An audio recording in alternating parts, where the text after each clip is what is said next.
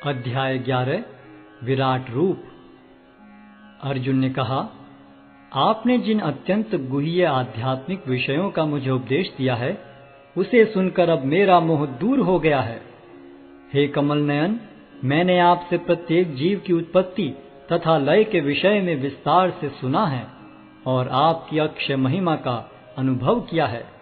हे पुरुषोत्तम, हे परमेश्वर, यद्यपि आपको मैं अपने समक्ष आपके द्वारा वर्णित आपके वास्तविक रूप में देख रहा हूँ, किंतु मैं यह देखने का इच्छुक हूँ कि आप इस दृश्य जगत में किस प्रकार प्रविष्ट हुए हैं। मैं आपके उसी रूप का दर्शन करना चाहता हूँ। हे प्रभु, हे योगेश्वर, यदि आप सोचते हैं कि मैं आपके विश्व रूप को देखने में समर्थ हो सकता हूँ, तो कृपा करके मुझे अपना असीम विश्व रूप दिखलाइए। भगवान ने कहा, हे अर्जुन, हे पार्थ, अब तुम मेरे ऐश्वर्य को सैकड़ों हजारों प्रकार के दैवी तथा विविध रंगों वाले रूपों को देखो। हे भारत, लो, तुम आदित्यों, वसुओं, रुद्रों, अश्विनी कुमारों तथा अन्य देवताओं के विभिन्न रूपों को यहाँ देखो। तुम ऐसे अनेक आश्चर्यमय रूपों को देखो जिन्हें पहले किसी ने न तो कभी देखा है न सुना है। हे अर्जुन, तुम जो भी देखना चाहो उसे तत्क्षण मेरे इस शरीर में देखो। तुम इस समय तथा भविष्य में भी जो भी देखना चाहते हो उसको यह विश्व रूप दिखाने वाला है। यहाँ एक ही स्थान पर चर अचर सब कुछ है, किंतु तुम मुझे अपनी आंखों से नहीं देख सकते, अतः मैं तुम्हें दिव्य आंखें दे रहा हूँ। अब मेरे योग ऐश्वर्य को देखो। संजय ने कहा, हे राजा, इस प्रकार कहकर महायोगेश्वर भगवान ने अर्जुन को अपना विश्व रूप दिखलाया। अर्जुन ने उस विश्व रूप में असंख्य मुख, असंख्य नेत्र तथा असंख्य आश्चर्य में दृश्य देखे। यह रूप अनेक दैवी आभूषणों से अलंकृत था और अनेक दैवी हथियार उठाए हुए था। यह दैवी मालाएं तथा वस्त्र धारण किए था और उस पर अनेक दिव्य सुगंधियां लगी थीं। सब कुछ आश्चर्यमय, तेजमय, असीम तथा सर्वत्र व्याप्त था। यदि आकाश में हजारों सूर्य एक साथ उदय हों, तो उनका प्रकाश शायद परम पुरुष के इस विश्व रूप के तेज की समता कर सके। उस समय अर्जुन भगवान के विश्व रूप में एक ही स्थान पर स्थित हजारों भागों में विभक्त ब्रह्मांड के अनंत अंशों को देख सका। तब मोहग्रस्त एवं आश्चर्यचकित रोमांचित हुए अर्जुन ने प्रणाम करने के लिए मस्तक झुकाया और वह हाथ जोड़कर भगवान से प्रार्थना करने लगा। अर्जुन ने कहा, हे भगवान कृष्ण, मैं आपके शरीर में सारे देवताओं तथा अन्य विविध जीवों को एकत्र देख रहा हूँ। मैं कमल पर आसीन ब्रह्मा, शिवजी तथा समस्त ऋषियों एवं दिव्य सर्पों को देख रहा हूँ। हे विश्वेश्वर, हे विश्वरूप, मैं आपके शरीर में अनेकानेक हाथ, पेट, मुंह तथा आंखें देख रहा हूँ, जो सर्वत्र फैले हैं और जिनका अंत नहीं है। आप में न अंत दिखता है, न मध्य और न आदि। आपके रूप को उसके चकाचौंध तेज के कारण देख पाना कठिन है, क्योंकि वह प्रज्वलित अग्नि की भांति अथवा सूर्य के अपार प्रकाश की भांति चारों ओर फैल रहा है। तो भी मैं इस तेजोमय रूप को सर्वत्र देख रहा हूँ, जो अनेक मुकुटों, गदाओं तथा चक्रों से विभूषित है। आप परम आद्य ज्ञेय वस्तु हैं। आप इस ब्रह्मांड के परम आधार हैं। आप अव्यय तथा पुराण पुरुष हैं। आप सनातन धर्म के पालक भगवान हैं। यही मेरा मत है। आप आदि, मध्य तथा अंत से रहित हैं। आपका यश अनंत है। आपकी असंख्य भुजाएं हैं और सूर्य तथा चंद्रमा आपकी आंखें हैं। मैं आपके मुख से प्रज्वलित अग्नि निकलते और आपके तेज से इस संपूर्ण ब्रह्मांड को जलते हुए देख रहा हूँ। यद्यपि आप एक हैं, किंतु आप आकाश तथा सारे लोकों एवं उनके बीच के समस्त अवकाश में व्याप्त हैं। हे महापुरुष, आपके इस अद्भुत तथा भयानक रूप को देखकर सारे लोग भयभीत हैं। देवों का सारा समूह आपकी शरण ले रहा है और आप में प्रवेश कर रहा है। उनमें से कुछ अत्यंत भयभीत होकर हाथ जोड़े आपकी प्रार्थना कर रहे हैं। महर्षियों तथा सिद्धों के समूह कल्याण हो कहकर वैदिक स्तोत्रों का पाठ करते हुए आपकी स्तुति कर रहे हैं। शिव के विविध रूप आदित्यगण, वसु, साध्य, विश्वदेव, दोनों अश्विनी कुमार, मरुदगण, पितृगण, गंधर्व, यक्ष, असुर तथा सिद्धदेव सभी आपको आश्चर्यपूर्वक देख रहे हैं।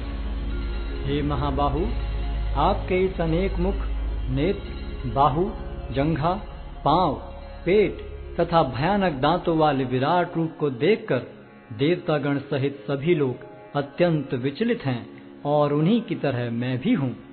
हे सर्वव्यापी विष्णु, नाना ज्योतिर्मय रंगों से युक्त आपको आकाश का स्पर्श करते, मुख फैलाए तथा बड़ी बड़ी चमकती आंखें निकाले देखकर भय से मेरा मन विचलित है। मैं न तो धैर्य धारण कर पा रहा हूँ, न मानसिक संतुलन ही पा रहा हूँ। हे देवेश, हे जगन्निवास, आप मुझ पर प्रसन्न हो। मैं इस प्रकार से आपके प्रलयाग्नि स्वरूप मुखों को तथा विकराल दांतों को देखकर अपना संतुलन नहीं रख पा रहा। मैं सब ओर से मोहग्रस्त हो रहा हूँ।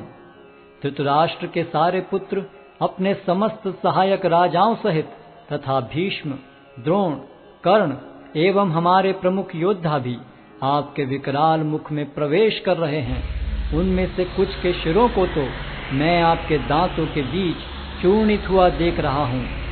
जिस प्रकार नदियों की अनेक तरंगें समुद्र में प्रवेश करती हैं, उसी प्रकार ये समस्त महान योद्धा भी आपके प्रज्वलित मुखों में प्रवेश कर रहे हैं।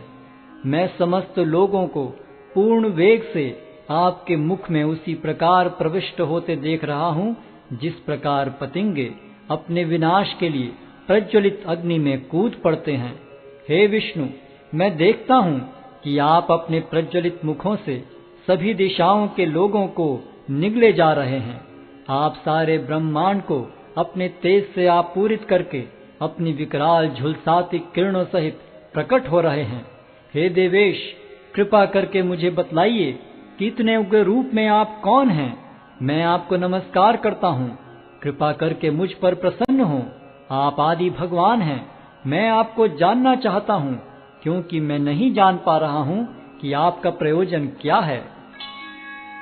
भगवान ने कहा, समस्त जगतों को विनष्ट करने वाला काल मैं हूँ और मैं यहाँ समस्त लोगों का विनाश करने के लिए आया हूँ। तुम्हारे सिवा दोनों पक्षों के सारे योद्धा मारे जाएंगे। अतः उठो, लड़ने के लिए तैयार हो और यश अर्जित करो। अपने शत्रुओं को जीतकर संपन्न राज्य का भोग करो। ये सब मेरे द्वारा पहले ही मारे जा चुके हैं। और हे सव्यसाची, तुम तो युद्ध में केवल निमित्त मात्र हो सकते हो। द्रोण, भीष्म, जयद्रथ, कर्ण तथा अन्य महान योद्धा पहले ही मेरे द्वारा मारे जा चुके हैं। अतः तुम उनका वध करो और तनिक भी विचलित न हो। तुम केवल युद्ध करो। युद्ध में तुम अपने शत्रुओं को परास्त करोगे। संजय ने धृतराष्ट्र से कहा, हे राजा, भगवान के मुख से इन वचनों को सुनकर कांपते हुए अर्जुन ने हाथ जोड़कर उन्हें बारंबार नमस्कार किया। फिर उसने भयभीत होकर अवरुद्ध स्वर में कृष्ण से इस प्रकार कहा। अर्जुन ने कहा, हे ऋषिकेश, आपके नाम के श्रवण से संसार हर्षित होता है और सभी लोग आपके प्रति अनुरक्त होते हैं। यद्यपि सिद्ध पुरुष आपको नमस्कार करते हैं, किंतु असुरगण भयभीत हैं और इधर उधर भाग रहे हैं। यह ठीक ही हुआ है। हे महात्मा, आप ब्रह्मा से भी बढ़कर हैं। आप आदि सृष्टा हैं, तो फिर वे आपको सादर नमस्कार क्यों न करें। हे अनंत, हे देवेश, हे जगन्निवास, आप परम स्रोत, अक्षर, कारणों के कारण तथा इस भौतिक जगत से परे हैं। आप आदि देव, सनातन पुरुष तथा इस दृश्य जगत के परम आश्रय हैं। आप सब कुछ जानने वाले हैं और आप ही वह सब कुछ हैं जो जानने योग्य है। आप भौतिक गुणों से परे परम आश्रय हैं। हे अनंत रूप, यह संपूर्ण दृश्य जगत आपसे व्याप्त है। आप वायु हैं तथा परम नियंता भी हैं। आप अग्नि हैं, जल हैं तथा चंद्रमा हैं। आप आदि जीव ब्रह्मा हैं और आप प्रपितामह हैं। अतः आपको 1000 बार नमस्कार है और पुनः पुनः नमस्कार है। आपको आगे पीछे तथा चारों ओर से नमस्कार है। हे असीम शक्ति, आप अनंत पराक्रम के स्वामी हैं। आप सर्वव्यापी हैं, अतः आप सब कुछ हैं। आपको अपना मित्र मानते हुए मैंने हठ पूर्वक आपको हे कृष्ण, हे यादव, हे सखा जैसे संबोधनों से पुकारा है, क्योंकि मैं आपकी महिमा को नहीं जानता था। मैंने मूर्खतावश या प्रेमवश जो कुछ भी किया है, कृपया उसके लिए मुझे क्षमा कर दें। यही नहीं, मैंने कई बार आराम करते समय एक साथ लेटे हुए या साथ साथ खाते या बैठे हुए, कभी अकेले तो कभी अनेक मित्रों के समक्ष आपका अनादर किया है। हे अच्युत, मेरे इन समस्त अपराधों को क्षमा करें। आप इस चर तथा अचर संपूर्ण दृश्य जगत के जनक हैं। आप परम पूज्य महान आध्यात्मिक गुरु हैं। न तो कोई आपके तुल्य है, न ही कोई आपके समान हो सकता है। हे अतुल शक्ति वाले प्रभु, भला तीनों लोकों में आपसे बढ़कर कोई कैसे हो सकता है। आप प्रत्येक जीव द्वारा पूजनीय भगवान हैं। अतः मैं गिरकर सादर प्रणाम करता हूँ और आपकी कृपा की याचना करता हूँ। जिस प्रकार पिता अपने पुत्र की ठिठाई सहन करता है, या मित्र अपने मित्र की घृष्टता सह लेता है, या प्रिय अपनी प्रिया का अपराध सहन कर लेता है, उसी प्रकार आप कृपा करके मेरी त्रुटियों को सहन कर लें। पहले कभी न देखे गए आपके इस विराट रूप का दर्शन करके मैं पुलकित हो रहा हूँ, किंतु साथ ही मेरा मन भयभीत हो रहा है। अतः आप मुझ पर कृपा करें और हे देवेश, हे जगन निवास, अपना पुरुषोत्तम भगवत स्वरूप पुनः दिखाएं। हे विराट रूप, हे सहस्त्रभुज भगवान, मैं आपके मुकुटधारी चतुर्भुज रूप का दर्शन करना चाहता हूँ, जिसमें आप अपने चारों हाथों में शंख, चक्र, गदा तथा पद्म धारण किए हुए हों। मैं उसी रूप को देखने की इच्छा करता हूँ। भगवान ने कहा, हे अर्जुन, मैंने प्रसन्न होकर अपनी अंतरंगा शक्ति के बल पर तुम्हें इस संसार में अपने इस परम विश्व रूप का दर्शन कराया है। इसके पूर्व अन्य किसी ने इस असीम तथा तेजोमय आदि रूप को कभी नहीं देखा था। हे कुरुश्रेष्ठ, तुमसे पूर्व मेरे इस विश्व रूप को किसी ने नहीं देखा, क्योंकि मैं न तो वेदाध्ययन के द्वारा, न यज्ञ, दान, पुण्य या कठिन तपस्या के द्वारा इस रूप में इस संसार में देखा जा सकता हूँ। तुम मेरे इस भयानक रूप को देखकर अत्यंत विचलित एवं मोहित हो गए हो। अब इसे समाप्त करता हूँ। हे मेरे भक्त, तुम समस्त चिंताओं से पुनः मुक्त हो जाओ। तुम शांत चित्त से अब अपना इच्छित रूप देख सकते हो। संजय ने धृतराष्ट्र से कहा। अर्जुन से इस प्रकार कहने के बाद भगवान कृष्ण ने अपना असली चतुर्भुज रूप प्रकट किया और अंत में 2 भुजाओं वाला अपना रूप प्रदर्शित करके भयभीत अर्जुन को धैर्य बंधाया। जब अर्जुन ने कृष्ण को उनके आदि रूप में देखा तो कहा, हे जनार्दन, आपके इस अति सुंदर मानवीय रूप को देखकर मैं अब स्थिर चित्त हूँ और मैंने अपनी प्राकृत अवस्था प्राप्त कर ली है। श्री भगवान ने कहा, हे अर्जुन, तुम मेरे जिस रूप को इस समय देख रहे हो, उसे देख पाना अत्यंत दुष्कर है। यहाँ तक कि देवता भी इस अत्यंत प्रिय रूप को देखने की ताक में रहते हैं। तुम अपने दिव्य नेत्रों से जिस रूप का दर्शन कर रहे हो, उसे न तो वेदाध्ययन से, न कठिन तपस्या से, न दान से, न पूजा से ही जाना जा सकता है। कोई इन साधनों के द्वारा मुझे मेरे रूप में नहीं देख सकता।